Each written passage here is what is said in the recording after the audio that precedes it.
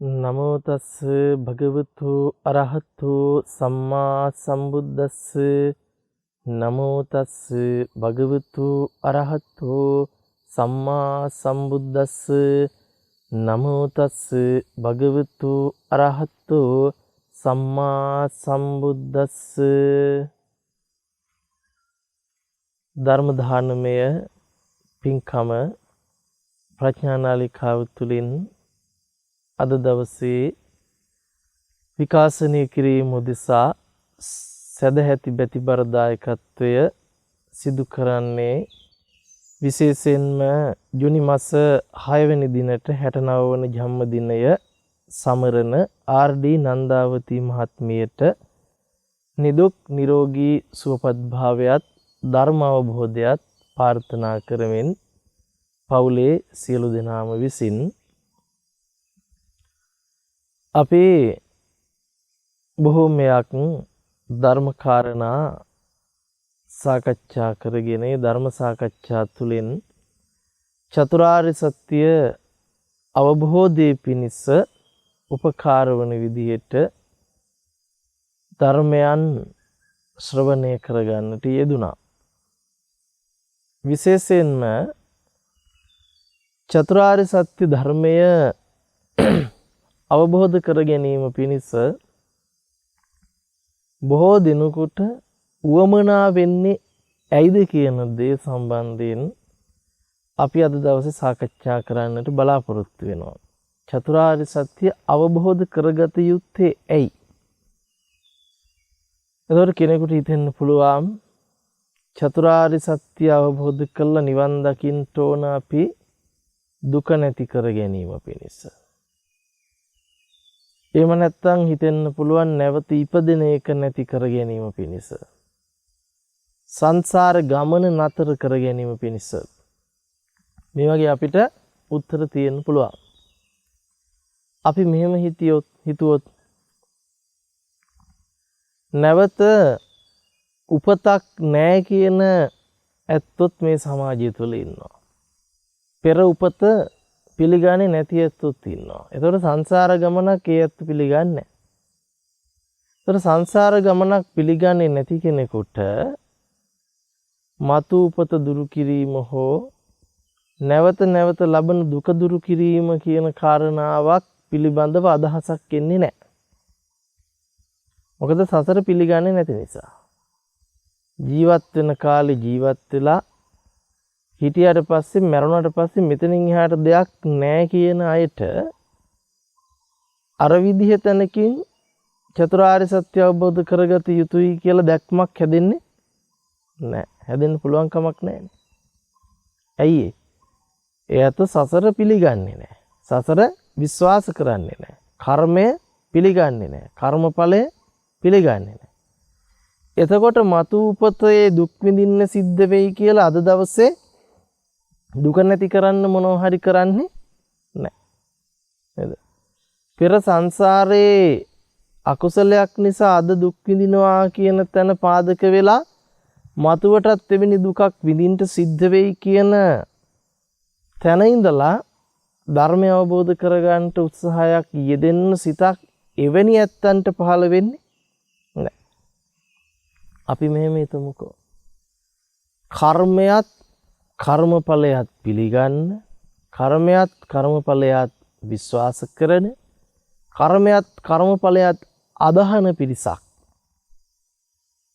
අපි අරගෙන බැලුවොත් ඒ ඇත්තන්ටත් පෙර ජීවිතයේ පිළිබඳව දැක්මක් නිවැරදිව නැහැ. පෙර හිටියාමයි කියලා කියන්නේ Tamanට ප්‍රත්‍යක්ෂ භාවයක් නැහැ. මතු උපදිනවාමයි කියනවත් Tamanට ප්‍රත්‍යක්ෂ භාවයක් නැහැ. නමුත් අපි ඒක පිළිගන්නවා, විශ්වාස කරනවා, කර්මයේ කර්මඵලය අදහනවා. බුදුරජාණන් වහන්සේ ගැන විශ්වාස කළා, ධර්මයේ ගැන විශ්වාස කළා අපි අදහනවා. නමුත් අපි බලමු ඒ කර්මයේ කර්මඵලයේ විශ්වාස නොකලත් අදහන්නේ නැතුව හිටියත් බුදුරජාණන් වහන්සේ පෙන්නපු ධර්මය ජීවිතයට ගලපා ගන්නට පුළුවන්ද බැරිද කියන එක.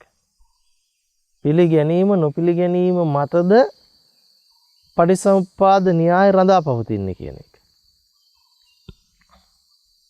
ඒක අපි අවබෝධ කරගත්තොත් චතුරාර්ය සත්‍ය අවබෝධ කරගත්තු යුත්තේ ඇයි කියන ප්‍රශ්නෙට අපිට උත්තරයක් ගන්න පුළුවන්කම ලැබෙනවා. නේද? උත්තරයක් ගන්න පුළුවන්කම ලැබෙනවා. අපි බොහෝ දෙනෙකුට කිව්වම දුක නැති කරන්නටයි බුදුරජාණන් වහන්සේ පෙන්වා වදාළේ කියලා.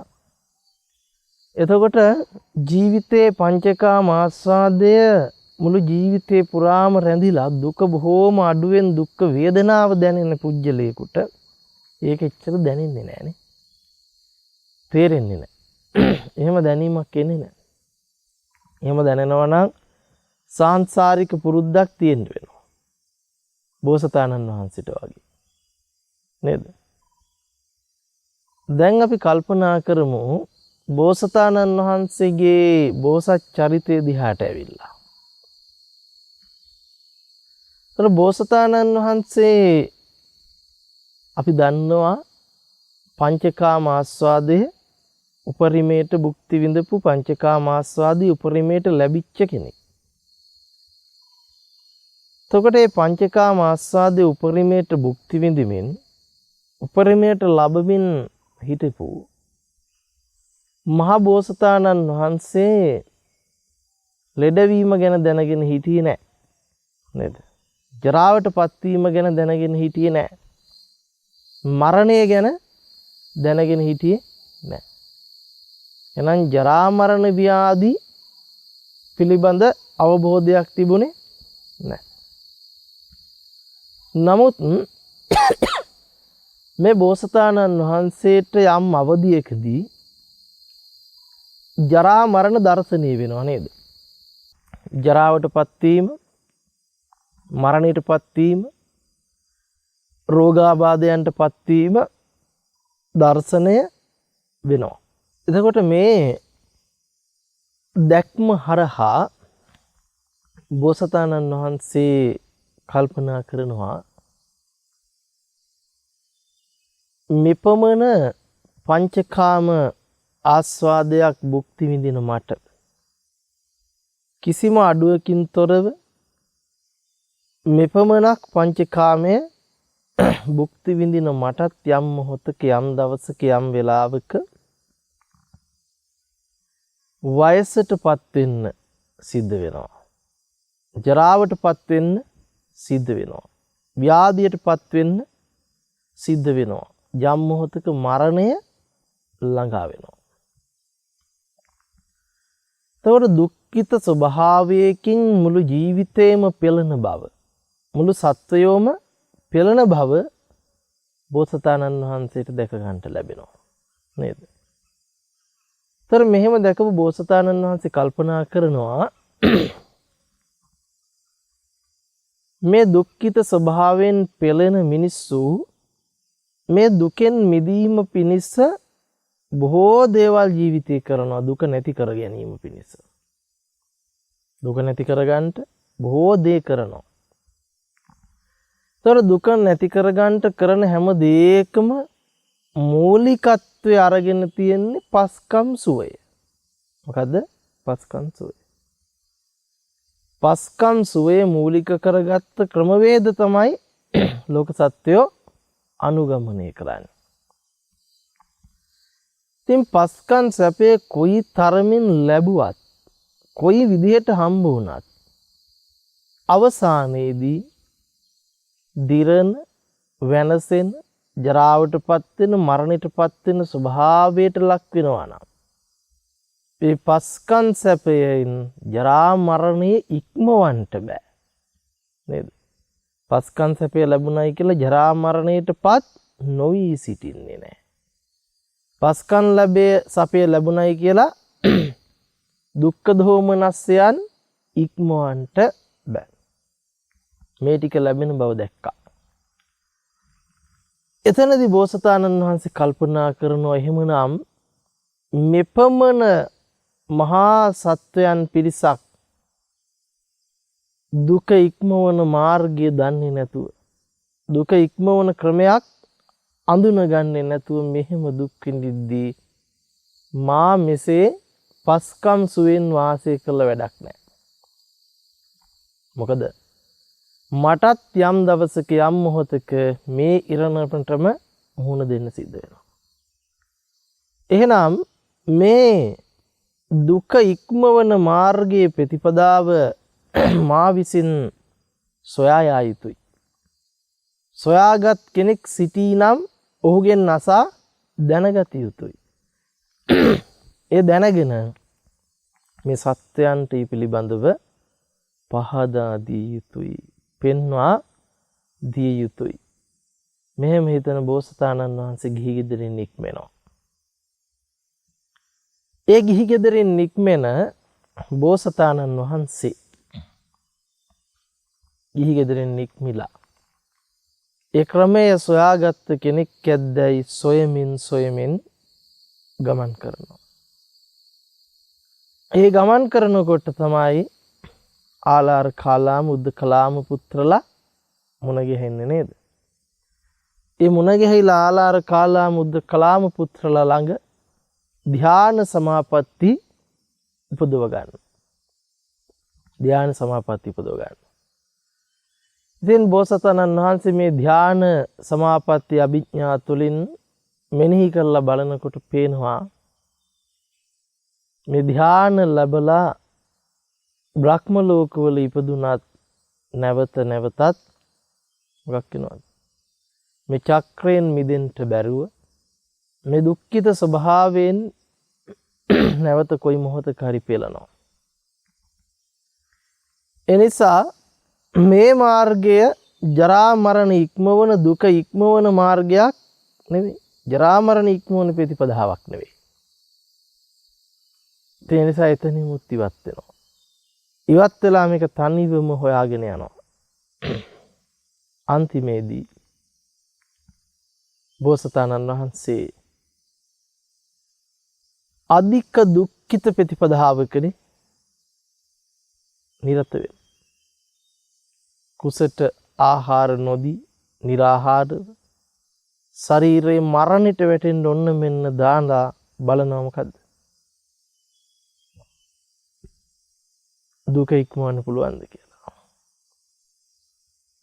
බෝසතාණන් වහන්සේ එතනදි මුත් දැනගන්නවා. දැන් මිය පරලොව ගියොත් මේ දුක ඉක්මවන ප්‍රතිපදාව සොයාගන්නෙම නැතුව තමයි මැරෙන්න වෙන්නේ. නැවතත් ඒ ක්‍රමයට අතහැරලා දාන බෝසතාණන් වහන්සේ කල්පනා කරන්න ගන්නවා. මේ දුක ඉක්මවන ප්‍රතිපදාව අපිට පංචකාමිය තුලින් එහෙම නැත්නම් සැපයෙන් ලං කරගන්න බෑ.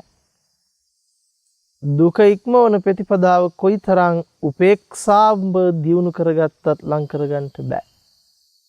දුක ඉක්මවන ප්‍රතිපදාව කොයිතරම් දුකානුගමනය කළත් ලබා ගන්නට බෑ.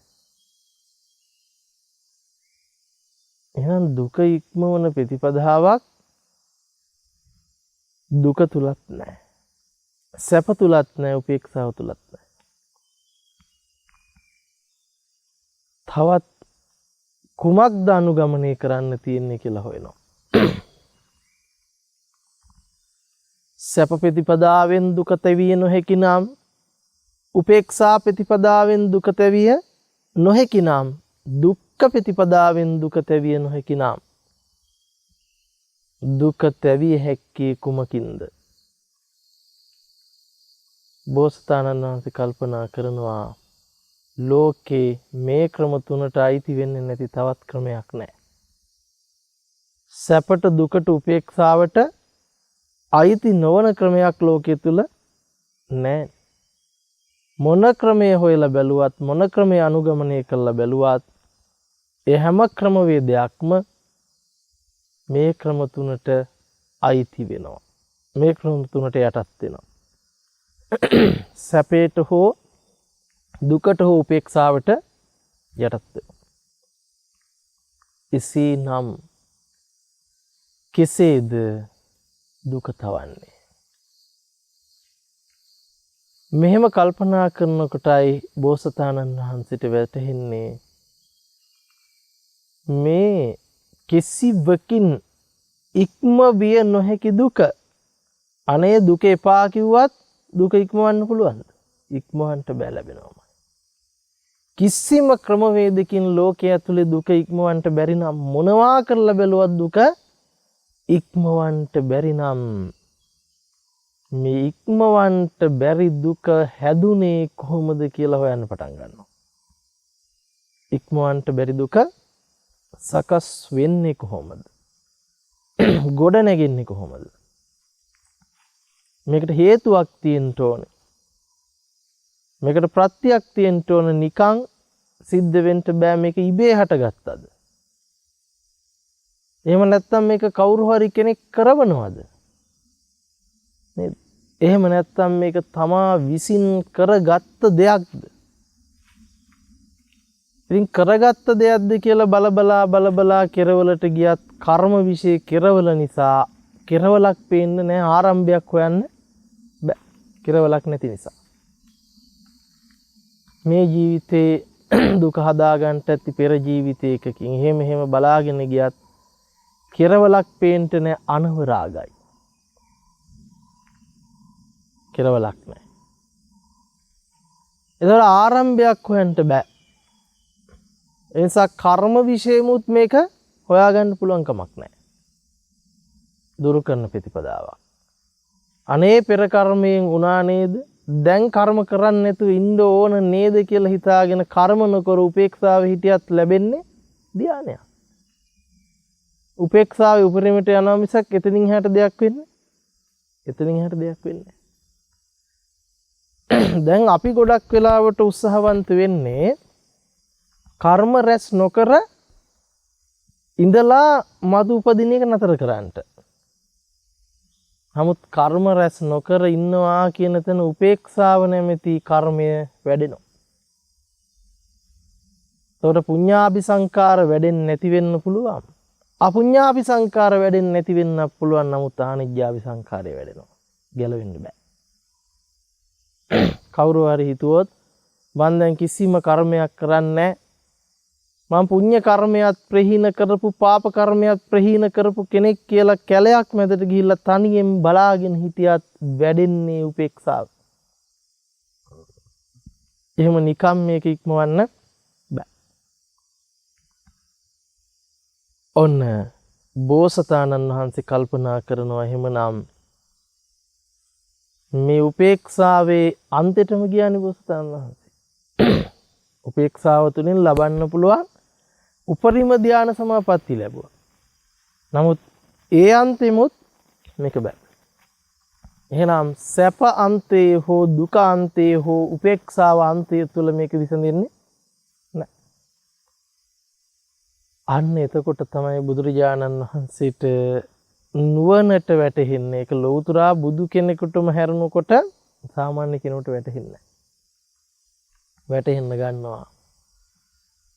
ජරා මරණ ශෝක පරිදේව දුක්ඛ දෝමනස්ස පහයාසා සම්භවಂತಿ ඒව මේ තස්ස කේවලස්ස සමුදය හෝති. කොහොමද මේ දුක හටගන්නේ? එතකොට නුවණට වැටහෙනවා. මොකද්ද? ජාති පච්චයා ජරා මරණං ශෝක පරිදේව දුක්ඛ දෝමනස්ස පහයාසා සම්භවಂತಿ ඒව මේ තස්ස කේවලස්ස දුක්ඛක්ඛන්දස්ස සමුදය හෝති. ජාතිය ප්‍රත්‍ය කරගෙන ජාතිය හේතු කරගෙන තමයි මොකක් වෙන්නේද? දුක සමුදය වෙන්නේ. දුක සකස් වෙන්නේ. ජාතිය සමුදය කරගෙන. එතකොට බෝසතාණන් වහන්සේ කල්පනා කරනවා එහෙමනම් මේ ජාතිය සකස් වෙන්න හේතුව කුමක්ද? ප්‍රත්‍ය කුමක්ද? එතකොට මොන ගහනවා? භවපච්චයා ජාති. භවපච්චයා ජාති. භවයට හේතුව කුමක්ද? ප්‍රත්‍ය කුමක්ද? උපාදාන පච්චයා භව. උපාදානයේ ප්‍රත්‍ය කරගෙන භවයේ ගොඩ නැගෙනවා. උපාදානයට හේතුව කුමක්ද? උපාදානයට හේතුව තණ්හා පච්චයා උපාදාන. උපාදානයට හේතුව තණ්හාව. තණ්හාවට හේතු විමසනවා හම්බ වෙනවා මොකද්ද?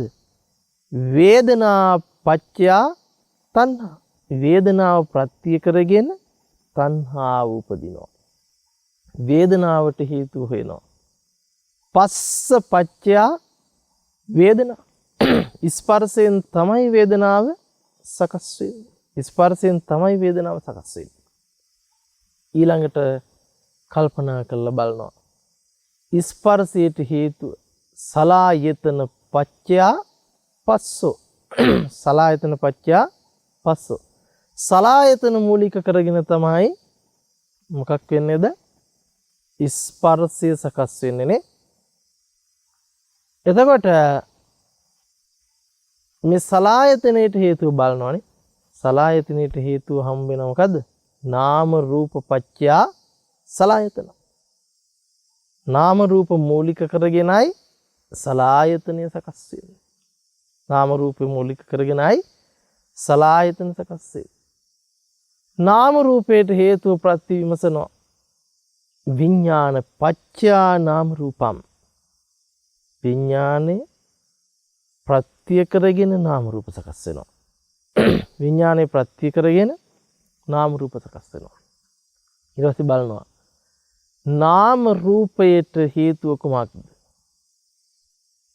එතකොට හම්බ වෙනවා සංකාර පච්චයා නාම රූප. අවිද්‍යා සංකාර විඥාන නාම රූප. එතකොට නාම රූපයට හේතුව විඥානේ. විඥාණයට හේතුව සංකාරය. සංකාරයට හේතුව අවිද්‍යාව විදියට හම්බ වෙනවා.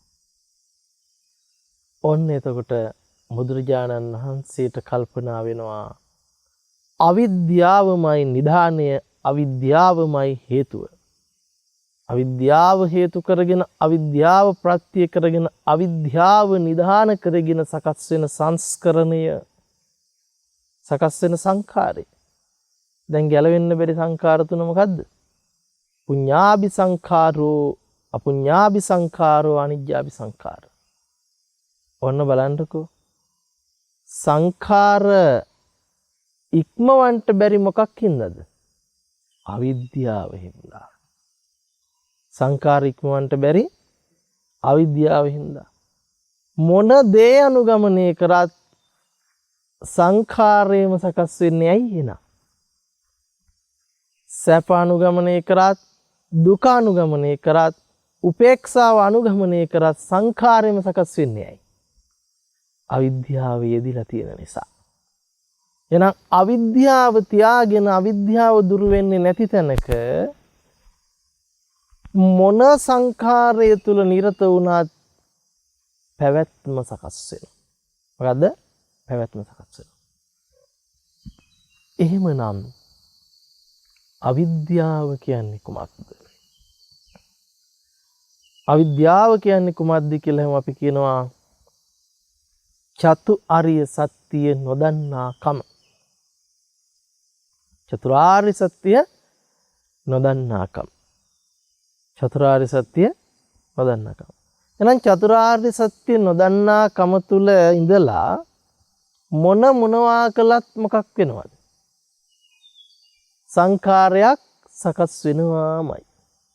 චතුරාර්ය සත්‍ය නොදන්නා භව තුල ඉඳලා මොනවා කළත් සංඛාරයක් සකස් වෙනවා. එක පුඤ්ඤාභි වෙන්න පුළුවන්, එක අපුඤ්ඤාභි වෙන්න පුළුවන්, එක අනිජ්ජාභි වෙන්න පුළුවන්. චතුරාර්ය සත්‍ය නොදන්නාකම තුල සකස් වෙන්නේම සංස්කාර ධර්මයන්.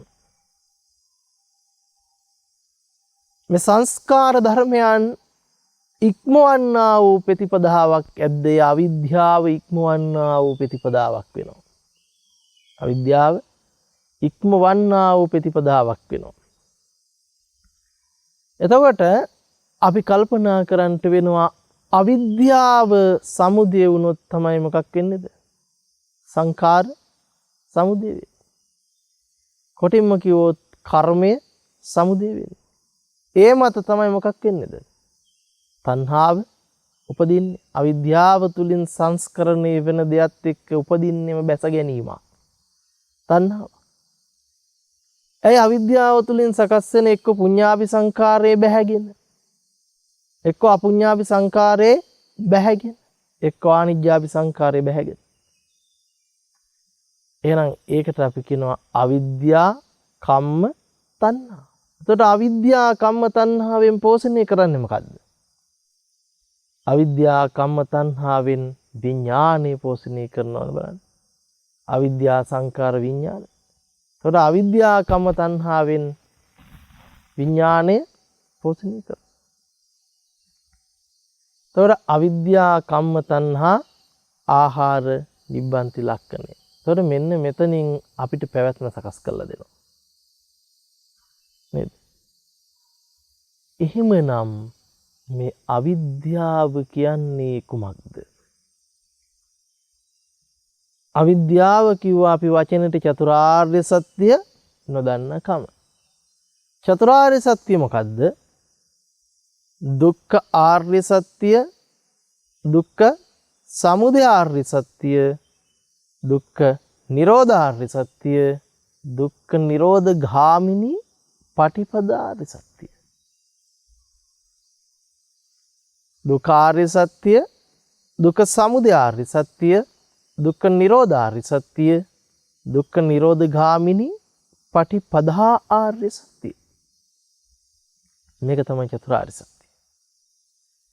එතකොට මේ චතුරාර්ය සත්‍ය අපි ගත්තොත් අපිට වැටහෙන්නේ කොහොමද?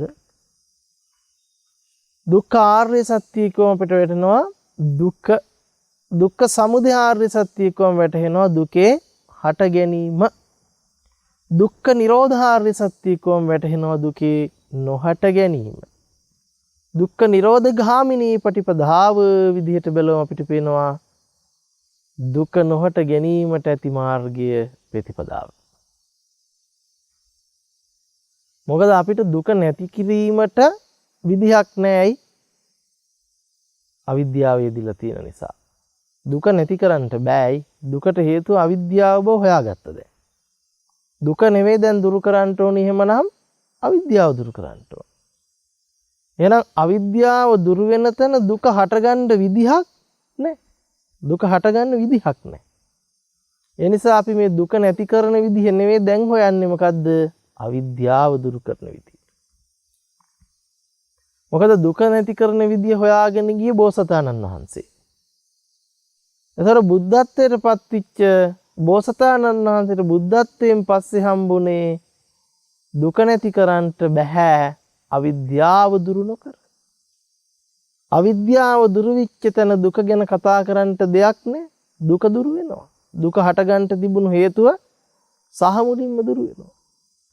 අවිද්‍යායත්තේව අශේෂ විරාග නිරෝධෝ සංඛාර නිරෝධා. අවිද්‍යාව ශේෂ මාත්‍රයක්වත් නැතුව විරාග වෙලා නිරෝධ විච්ච තැන උදා වෙන්නේ නැතුව ගිය තැන, සකස් වෙන්නේ නැතුව ගිය තැන අනිත් පටිච්චසමුප්පාදයේ අංගවල සමුදයක් කතා කරන්නට බෑ. සියල්ල ගිහිම නිරෝධය පැන වෙනවා. නිරෝධය කියලා කියන්නේ ඇති වෙලා නැති වෙනවා කියන එක එහෙම නෙවෙයි. අය අවිද්‍යාව ඇති වෙලා නැති වෙනවා නම් නිවන් දැකලා නැහැ. සංකාර විඥාන නාම රූප ඇති වෙවි නැති වෙනවා කියන කතාවක් නන් නෙවෙයි. නිරෝධය කියන්නේ මොකද්ද? සකස් වෙන්නේ නැති තැන. පටිසම්පාදයේ නිරෝධය කියන්නේ පටිසම්පාදයේ උදාවීමක් නැහැ. දැන් අපි සමුදය කියන්නේ උදා වෙන එකටනේ, හට ගැනීමටනේ. අත්ංගමයේ කියන්නේ මොකද්ද එහෙමනම්? උදා නොවීමට, අස්තේට යා. නැවත සකස් වෙන්නේ නැති ස්වභාවයටපත් වීම. මොහොතකටවත් සකස් වෙන්න බෑ අවිද්‍යාව. අවිද්‍යාව නිර්වශේෂයෙන්ම නිරුද්ධ විච්ච තැනකයි මොහොතකටවත් පණවන්න පුළුවන්. තප්පරයකට වාගේ. තප්පරෙන් කෝටියෙන් ලක්ෂයෙන් පංගුවකට වාගේ. එහෙම කොහොමදවත් පැනවෙන්නේ නැහැ. අවිද්‍යාව නිර්වශේෂයෙන්ම විරාග නිරෝධයට පත්වීම තුළ පටිච්ච සමුප්පාදයේ අංග 12ම නිරෝධ වෙනවා. නිරෝධ වෙනවා කියන්නේ උදා වෙන්නේ නැහැ. උදා වෙනවා, උදා වීම නැති වෙනවා. උදා වීම සිද්ධ වෙන්නේ නැහැ. සකස් වීම සිද්ධ වෙන්නේ නැහැ. ඔන්න එහෙමනම් අපිට දැන් වටහා ගත යුත්තේ දුක නැති කරන විදිහද අවිද්‍යාව දුරු කරන විදිහද? අවිද්‍යාව දුරු වෙන විදිහ. අවිද්‍යාව කොහොමද දෙදිලා තියෙන්නේ කියන්නේ. අපි කිව්වා අවිද්‍යාව යෙදෙන්නේ චතුරාර්ය සත්‍ය නොදන්නකම තුල කියලා. එහෙනම් චතුරාර්ය සත්‍ය කුමක්ද කියලා අපි හොයන්න වෙනවා. දුක කියන්නේ මොකක්ද කියලා වටහා ගන්න වෙනවා. එතනදී අපිට උපකාර වෙනවා. ජාතිපි දුක්ඛා ජරාපි දුක්ඛෝ ව්‍යාධිපි දුක්ඛෝ මරණම්පි දුක්ඛං තේහි විප්පයෝගෝ දුක්ඛෝ අප්‍රියේහි සම්පයෝගෝ දුක්ඛෝ යම්පි ඉච්ඡන්න ලපති තම්පි දුක්ඛං සංකිට්ඨේන පංච උපාදානස්කන්ධ දුක්ඛ. ජාතිපි දුක්ඛා ජරාපි දුක්ඛා ව්‍යාධිපි දුක්ඛෝ මරණම්පි දුක්ඛං ප්‍රියේහි විප්පයෝගෝ දුක්ඛෝ අප්‍රියේහි සම්පයෝගෝ දුක්ඛෝ යම්පි ඉච්ඡන් නලබති සම්පි දුක්ඛං සංකිට්ඨේන පංච උපාදානස්කන්ධ දුක්ඛති. මේ ටික ඇහුවම අපිට නිකන් ඉපදීම දුකයි එහෙම නෑ. ඉපදීමද දුකකි. ඉපදීම දුකයි කිව්වේ නෑ කෙලින්ම. ඉපදීමද කියනකොට තව තියනවා කියන එක කියවෙනවනේ දයන්නත් දැම්මා. ඉපදීමද දුකකි. ජරාවට පත්වීමද දුකකි. ව්‍යාධියද දුකකි. මරණයද දුකකි. ප්‍රියයන්ගෙන් වෙන්වීමද දුකකි. අප්‍රියන්හා එක්වීමද දුකකි. යමක් කැමැති පරිදි නොලැබීමද දුකකි. නමුත් දයන්නක් වැටෙන්නේ නෑ. සංසිද්ධවම කොටින්ම කියතොත් පංච උපාදානස්කන්ධයමයි දුක. පංච උපාදානස්කන්ධයමයි දුක කියලා බුදුරජාණන් වහන්සේ පෙන්නනවා.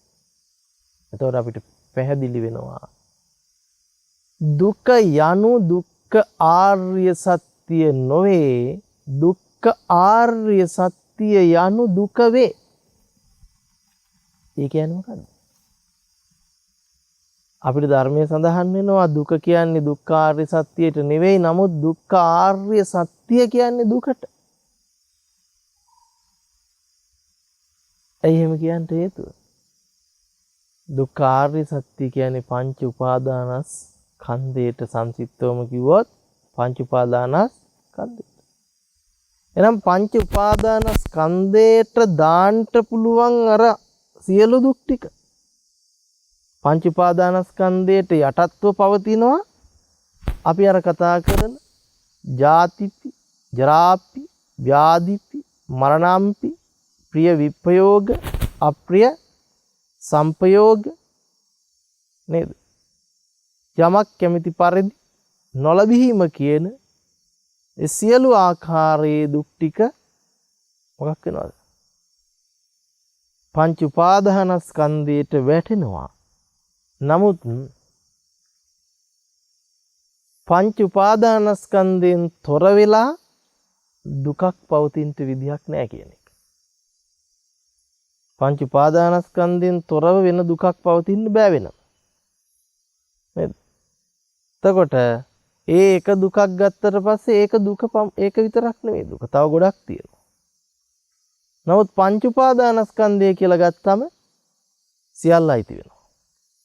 ඒතර ඉපදීමේ දුක කියලා ගත්තම ඒක විතරක් අපිට ගන්න බෑ.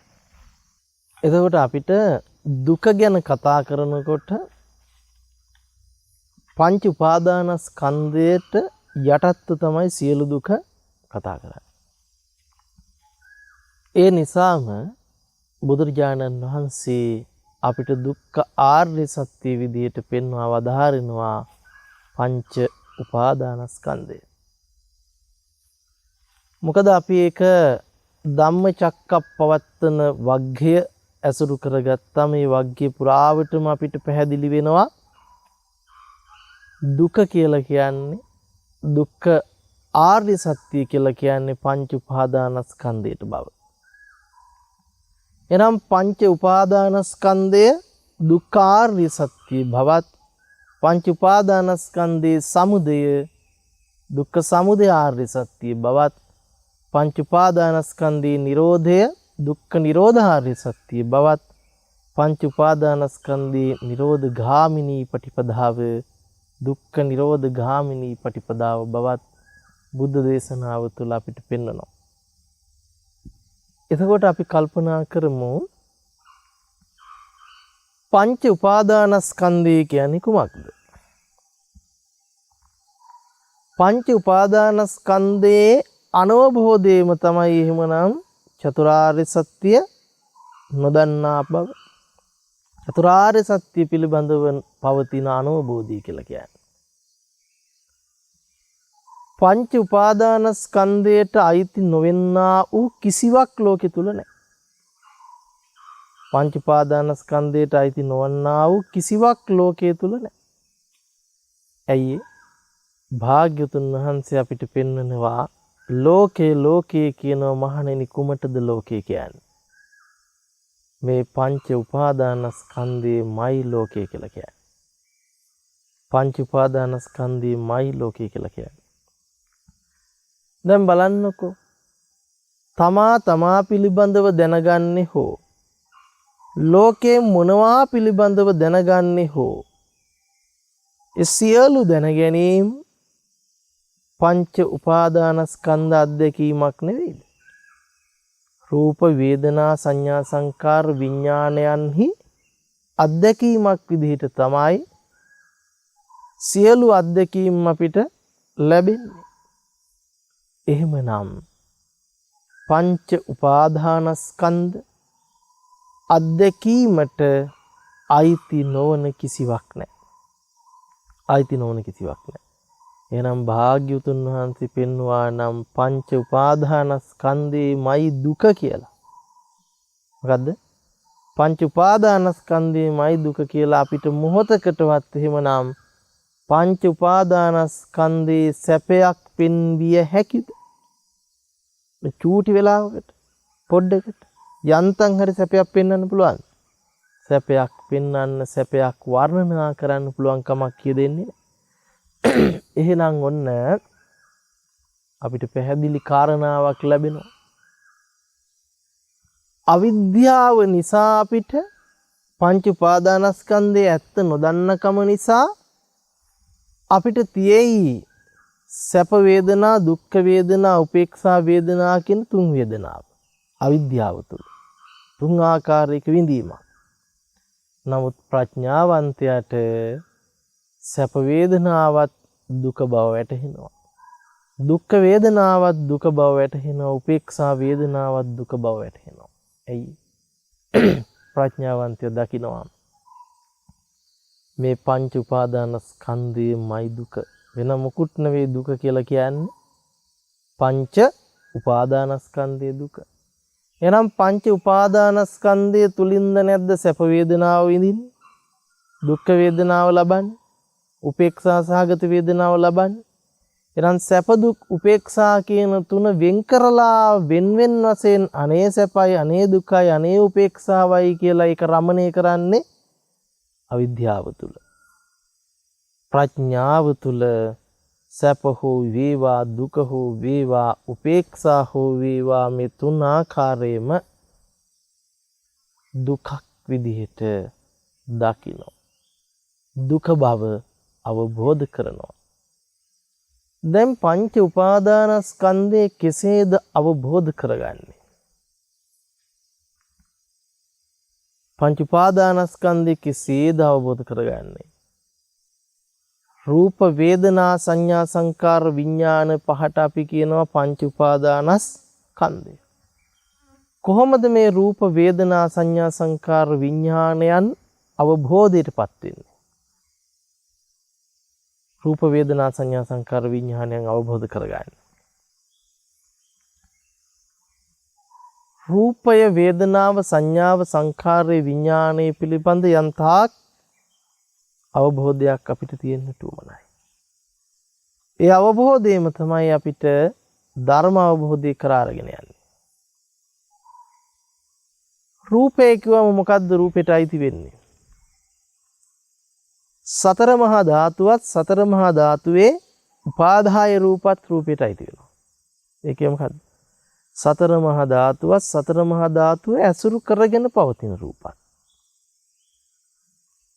දැන් මොනවද සතර මහා ධාතුව? පඨවි ආපෝ තේජෝ වායෝ.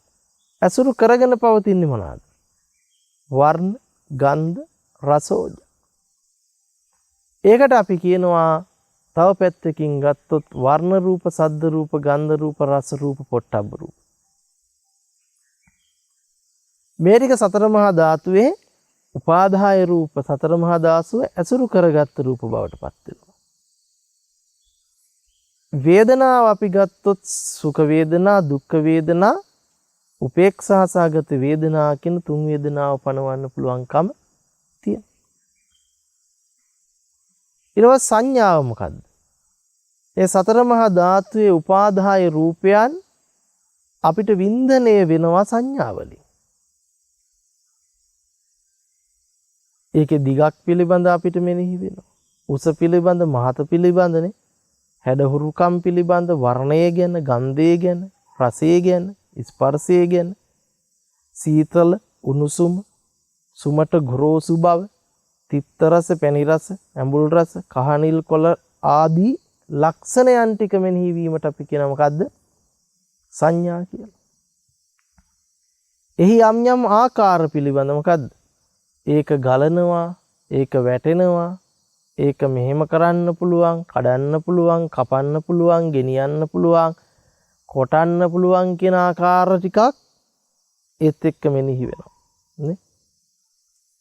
නමුත් මතක තියාගන්නකො බැලී නම් ඒ රූපය ගැන, වේදනාව ගැන, සංඥාව ගැන, සංඛාරය ගැන දැනගත්තා වූ හැම දෙයකම අපි කියනවා විඥානය කියලා.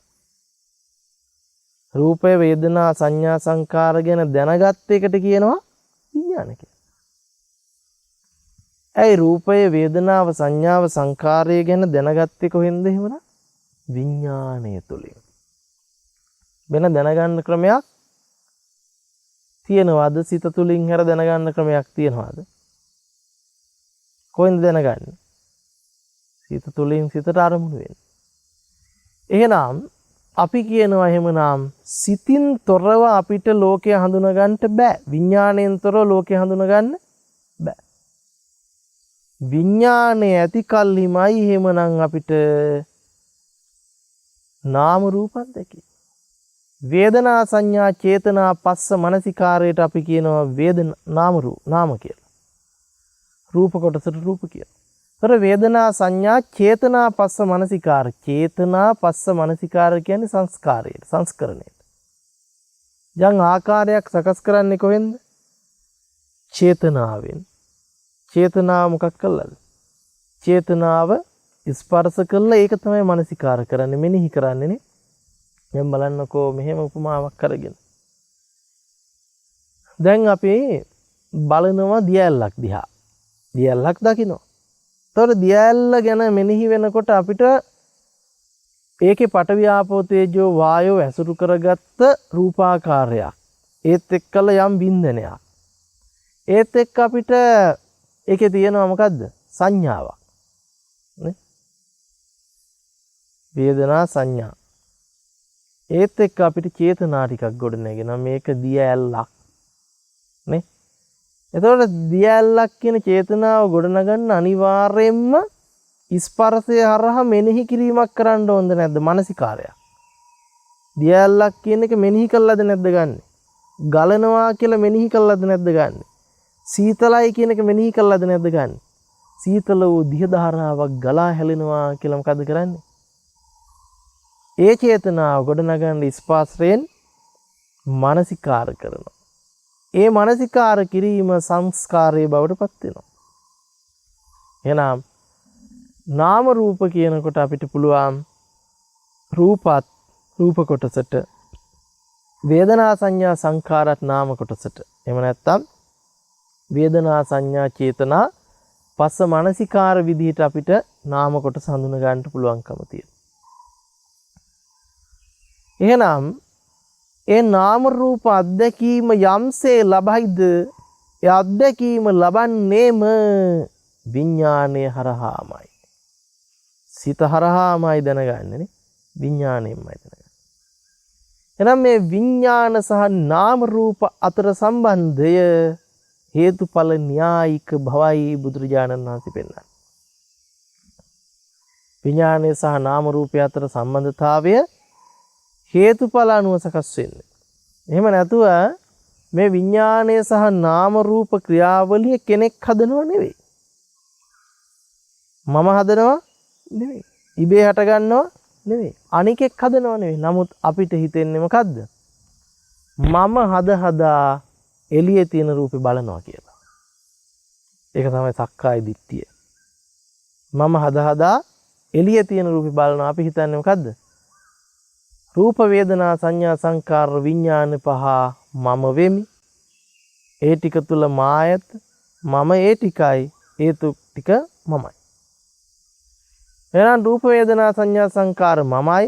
මම රූප වේදනා සංඥා සංකාර විඥානයි. රූප වේදනා සංඥා සංකාර විඥාන මා තුල ඇත. මා තුල රූප වේදනා සංඥා සංකාර විඥානයෝ ඇත කියන මොකක් ඇතුලේ අපි ඉන්නවද? දෘෂ්ටිය ඇතුලේ අපි බැහැගෙන තියෙනවා.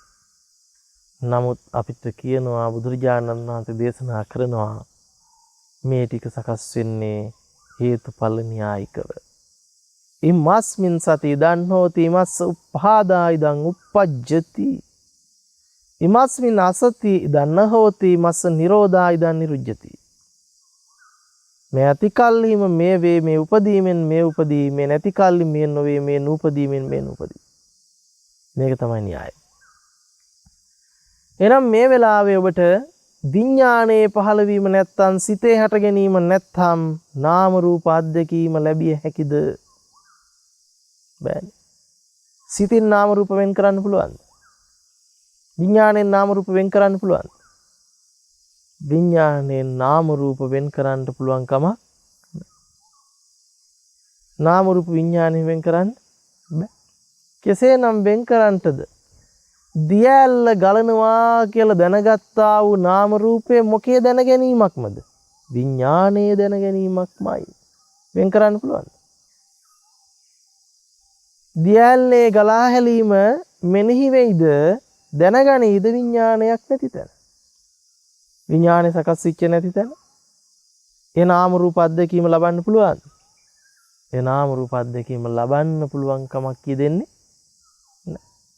එහෙනම් ඔන්න අපි කල්පනා කරනවා මේ විඥානයේ නාම රූප අධ්‍යක්ීම තුල තමයි දිය ඇල්ල භුක්ති විඳින තමන්ව නියෝජනය වෙන්නේ. දිය ඇල්ල නරබන කෙනාව බිහි කරන්නේ මොකක් ඇතුළද? විඥානයේ නාම රූප අධ්‍යක්ීම ඇතුළේ. එහෙනම් මේ විඥානයේ නාම රූප අධ්‍යක්ීම හේතුඵල න්‍යායිකයි. මේ දැන් විඥානයේ සකස් වෙච්ච තැන සකස් වෙන නාම රූප අධ්‍යක්ීම. ඒ විඥානයේ පහළ වීම නැති වෙනකොට මේ නාම රූප අධ්‍යක්ීම ඉවරයි. මොකද එකවර උපදින්නේ එක සිතයි. ඒ සිතේ අධ්‍යක්ීම තමයි අපි ලෝකේ විදිහට ලබන්නේ. එහෙනම් ඔන්න බලන්න ඒ සිත පෙර නොතිබීම හේතු ප්‍රත්‍යයෙන් මේ වෙලාවේ උපදිනවා. හේතු ප්‍රත්‍ය කියන්නේ මොකද්ද? විඥාන පත්‍ය නාම රූපං නාම රූප පත්‍ය විඥාන. මෙහෙම බටකොටු මිටි දෙකක් එකිනෙකට හේතු කරොත් මේ දෙකේ රඳා පැවැත්ම තියෙන්නේ එකිනෙකක් නිසාද නැද්ද? එකක් අහක් කළොත් අනිකත් වැටෙනවා. මේක අහක් කළොත් මේකත් වැටෙනවා. දැන් මේ විඥාණයට නාම රූපේ හේතු වෙලා නාම රූපයට විඥානේ හේතු වෙලා පැවැත්මක් පෙන්වනවා. පැවැත්මක් පෙන්වනවා. නේද? එහෙනම් ඔන්න අපි කල්පනා කරලා බලනවා මේ විඥාණය හේතු කරගෙන ප්‍රත්‍ය කරගෙන නාම රූපයත් නාම රූපයේ හේතු කරගෙන ප්‍රත්‍ය කරගෙන විඥානයේ පැවැත්ම පවතී. එහෙනම් අපිට විඥානය අයින් කළා නාම රූපය නිට්ටය කරගන්න නාම රූපය අයින් කළා විඥානය නිට්ටය කරගන්න පුළුවන් කමක් ලැබෙන්නේ නැහැ. එහෙනම් මේ විඥානයත් නාම රූපයත් අනිත්‍ය වූ ධර්මයක්. මොකද අනිත්‍ය වූ ධර්මයක්. එහෙනම් මේ විඥාන සහ නාම රූප අතර සම්බන්ධතාවය තමයි අපිට ලෝකයත් පුජ්‍යලයත් මවාපාන්නේ. තව විදිහකට කිව්වොත් මේ විඥානයේ නාම රූප අධ්‍යක්ීම තමයි අපිට මම සහ ලෝකය බිහි කරන්නේ. මම සහ ලෝකය බිහි කරන්නේ. එහෙනම් අපි හිතලා බැලුවොත් මේක මමත්වයෙන් ගන්නට සුදුසු ධර්මයක් නෙවෙයි. ඇයි මේක නিত্য වූ විඥානයක් හෝ නিত্য වූ නාම රූපයක් පනවන්න බෑ. මේ දැන් සකස් වෙන විඥාන නාම රූප අධ්‍යක්ීම අතීතයෙන් එන්නේ නෑ. අනාගතයට යන එකකෝ නෙවෙයි. එහෙනම් ආපු තැනක් නැති යන තැනක් නැති තිබුණු තැනක් පැනවිය නොහැකි අනාත්ම වූ ක්‍රියාවලිය. මොකද්ද? අනාත්ම වූ ක්‍රියාවලිය. එහෙනම් මේ සකස් වෙන්නේම මොකද්ද? දුක්ඛ වූ පංච උපාදානස්කන්ධ. ඒතර කෙනෙකුට හිතෙන්න පුළුවන් ඇයි මේ දුක කියලා කියන්නේ? දුක කියන්නේ බලන්ටක මේ සකස් කිරීම ඇතුලේ එක මොහොතකටවත් අපිට සැපයක් පෙන්වන්න පුළුවන්ද කියලා? ඒ සැපයක් පෙන්වන්නට බැරි. මේ හැම මොහොතකම තියෙන පෙළීමක්. ඒ පෙළීමක් කියලා කියන්නේ එක්ක බලන්න පෙළෙනවා. දැන් ඔබ නිතරම බලන්නක රූප බලන්ට හරි උනන්දුයි. ශබ්ද අහන්න ප්‍රියමනාප විදියට කැමති. ඒතර ප්‍රියමනාප දේ බලන්ට පෙළනවද නැද්ද? අනේ ඕන කියලා. ඒතර අප්‍රියමනාප දේත් එක්කත් පෙළනවද නැද්ද? ඒතර ප්‍රියමනාප අප්‍රියමනාප දෙකෙන් අයින් වෙලා උපේක්ෂාවින්ටත් පෙළනවා. එහෙනම් බලන්න. සැපෙන් පෙළන, දුකෙන් පෙළන, උපේක්ෂාවෙන් පෙළන දෙයක් නම් ඒ පෙළීමම මොකද්ද? දුකද නැද්ද? දුකද නැද්ද? දැන් බලන්න පෙළීම අර්ථයෙන් ගත්තත් ඒක දුකයි. නේද? එහෙනම් මේක අපි දකින්න ඕන මොකක් විදිහටද? මේක මමත්වයෙන් දරා ගැනීම පුදුම භයානකයි. ඇයි? බලන්නකො ඒක මමත්වයෙන් දරාගත්තම මට අයිති වෙනවද නැද්ද? බලන්න ඕනි කියන පෙළීම. අයින් කරන්න ඕනි කියන පෙනීම. ඒක හොඳයි, ඒක නියමයි, ගන්න ඕනි කියන පෙළීමත් ඒක නරකයි ඉවත් කරන්න ඕනි කියන 10ත් නේ. අනේ මේ ලෝකෙ මොකක්වත් වැඩක් නැහැ, අනේ වැඩක් නැහැ කියලා යම් මොහොතක ඇති වෙන 10ත්. එහෙනම් මේක රාග ගින්නෙන් පෙළෙනවා, ද්වේෂ ගින්නෙන් පෙළෙනවා, මෝහ ගින්නෙන් පෙළෙනවා. ඒ රාග ගින්න ප්‍රියමනාප විදිහටත් සැප වේදනාව විදිහටත් නේ, ද්වේෂ ගින්න මහා දුක්ඛයක් විදිහටත්, මෝහ ගින්න උපේක්ෂාවක් විදිහටත් භුක්ති විඳින මුලාවක් මේක ඇතුලේ තියෙනවා. එහෙනම් මේ විඳීමෙන් ඇති පළක් කිමද? මේ විඳීමෙන් ඇති ප්‍රයෝජනයක් කිමද? මේක හේතු ප්‍රත්‍යයෙන් සකස් වෙන ධර්මයක්, අනිත්‍ය වූ, දුක්ඛ වූ, අනාත්ම වූ ධර්මයක් කියන නුවණස පහළ වෙනවා. එහෙනම් අපි චතුරාර්ය සත්‍ය අවබෝධ කරගත යුත්තේ ඇයි? අතීතේ මොකක් හරි දුකක් නැති කරන්නටද? අනාගත දුකක් නැති කරන්නටද? මේ වෙලාවේ අපි මේ පෙළෙන මුලාව අවබෝධ කරගන්නටද? මේ වෙලාවේ සැනසීම ඇති කරගන්නට. මේ වෙලාවේ මේ බොරුව පස්සේ, මිරිඟුව පස්සේ මේ සකස් වෙන සකස් කිරීම ඇත්ත කියලා අරගෙන පුජ්‍යලත්වයෙන් බාහිර අරගෙන මොකද්ද? දැවෙන, තැවෙන, වෙනසෙන ස්වභාවයෙන් මිදෙන්න මිසක මතු ඉඳලා එන එකක් නැති කරන්නටවත්, අනාගතේ යන එකක් නැති කරන්නටවත් මේ දැන් දුක දුරු කර ගැනීම පිණිස. එහෙනම් බුදුරජාණන් වහන්සේගේ ධර්මයේ තියෙන්නේ අතීත දුක තවන්ට හෝ අනාගත දුක තවන්ට නෙවෙයි. මොකටද? මේ දැන් දුකෙන් නිදහස් වෙච්ච තැන අතීතය ඇවිල්ලා නැහැ, අතීතේ කතා කරලා වැඩක් නැහැ. අතීතය ඉවරද නැද්ද? ඉවරයි. අනාගතය ඇවිල්ලා නැහැ, අනාගතය අතහැරින්න ඕන වැඩක් නැහැ. ඇයි? ඔබ ලබනවා නම් ලබන්නේ අතීතයේ කිව්වත් අනාගතයේ කිව්වත් වර්තමාන අත්දැකීමක්ද නැද්ද? එහෙනම් මේ වර්තමාන අත්දැකීම තුල පෙලෙන්ට තිබුණු ස්වභාවය සහ මුලින්ම අහෝසි වුණොත් අන්න එතනයි සැනසීම. මෙන්න මේ මාර්ගය වෙනුවෙන්, මෙන්න මේ ප්‍රතිපදාව වෙනුවෙන් අපි ධර්මය අවබෝධ කළ යුතුයි.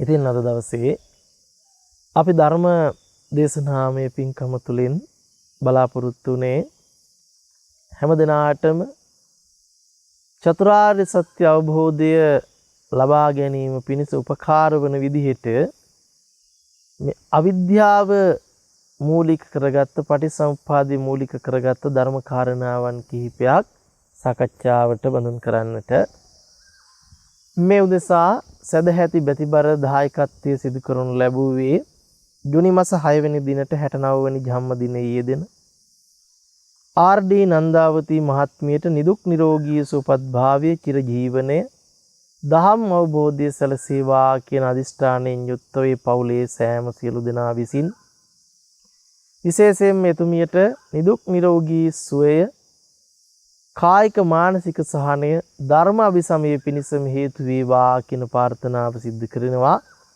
ඒ වගේම අවුරුදු 40කට පෙර පරලෝව සැපත් රාගම වල්පොළ විසූ WD එජෝ නෝනා මෑණියන්ට ආර්.ඩී. සීමන් ප්‍රනාන්දු පියාණන්ට හොඳ අම්මා හොඳ තාත්තා ජී.ඩී. ආර්යදාස බාප්පා WD කරුණාවතී පුංචි අම්මා ලයනල් අයියා සීතා නංගී සහ නාවික හමුදාවේ සේවයේ නියුතුව සිටියේදී මියගිය අජිත් වසන්ත කුමාර රණවිරුවාට එංගලන්තයේ පදිංචිව සිට මියගිය ලක්ෂ්මන් ධර්මප්‍රිය පුතුට වේවැල්දෙනියේ විසූ යූ.ඩී. සරණේරිස් කේ.ඩී.